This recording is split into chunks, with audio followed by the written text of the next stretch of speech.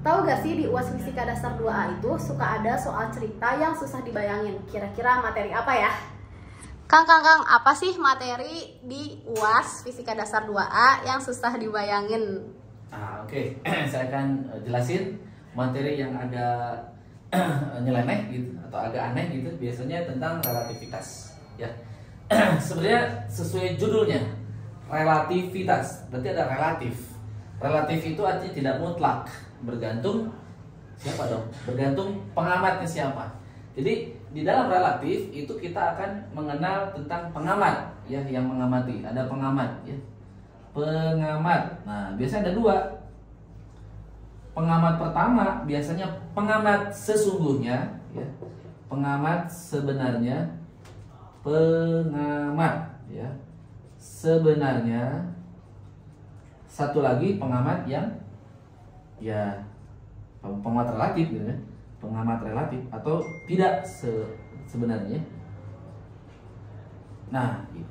Oke. Nah, sebenarnya pengamat sebenarnya ini siapa? Kalau di dalam kontraksi panjang itu L0. Jadi si pengamat ini mengamati panjang sebenarnya L0, ya. Kalau dalam dilatasi waktu itu ada delta T0 atau pengamat yang sebenarnya.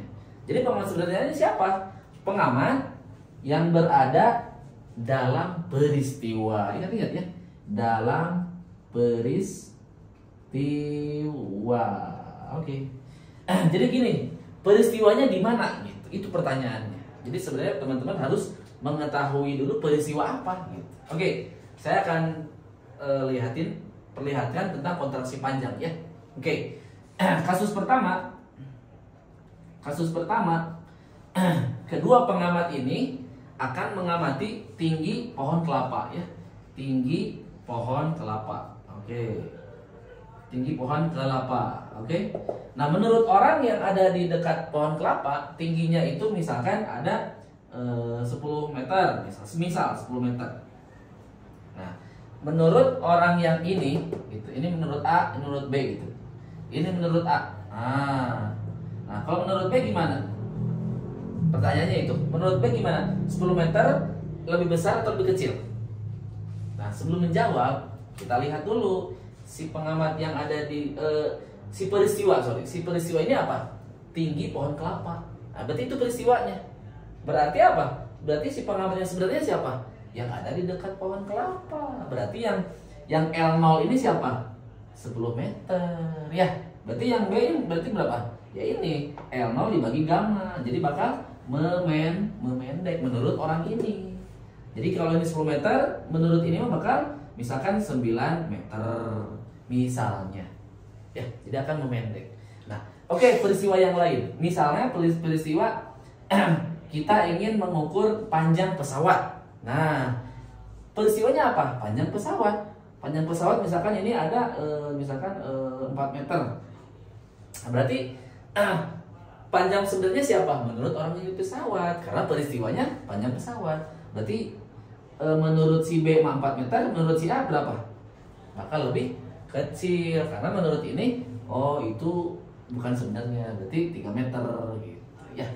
Jadi akan mengalami kontraksi kalau bukan di pengamat dalam peristiwa. Ini ya. Jadi sesuatu dibagi gamma. Gamma itu kan ini 1 per akar 1 min V kuadrat plus V kuadrat. Ini kan gamanya lebih besar dari 1. Jadi kalau sesuatu dibagi sesuatu yang lebih besar berarti kecil, ya. Oke. Dilatasi waktu itu artinya pemoloran, ya, pemuluran waktu gitu ya. Sama intinya mah waktu sebenarnya adalah waktu yang mengalami peristiwa. Misalkan begini. Ada peristiwa dari bumi pesawat ruang angkasa pergi ke bintang gitu.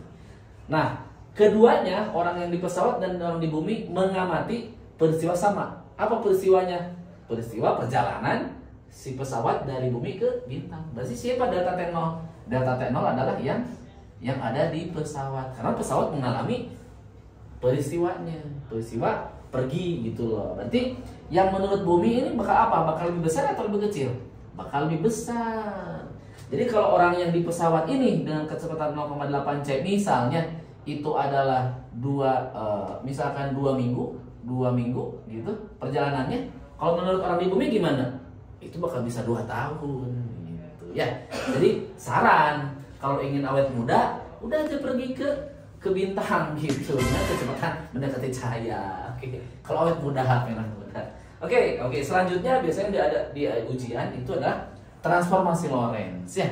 Ini tentang koordinat posisi dan waktu, ruang dan waktu ya. Kalau ini x aksen, gamma, x min vt ya. Jadi kenapa arah x-nya berubah, y-nya tidak berubah. Jadi biasanya yang mengalami perubahan kontraksi panjang itu yang searah gerak. Karena ini arahnya gerak sumbu x gitu, makanya ini mengalami proses perubahan ruang gitu. Kalau ini kan dia ke arah sumbu YZ-nya tidak ada berubah, berarti sama.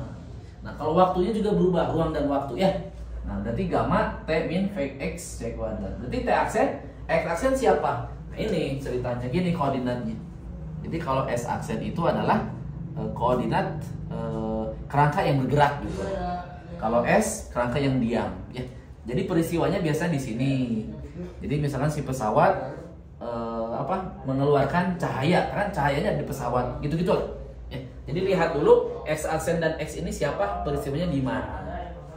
Kira-kira itu yang biasanya yang keluar di ujian relativitas. Ya, semoga membantu.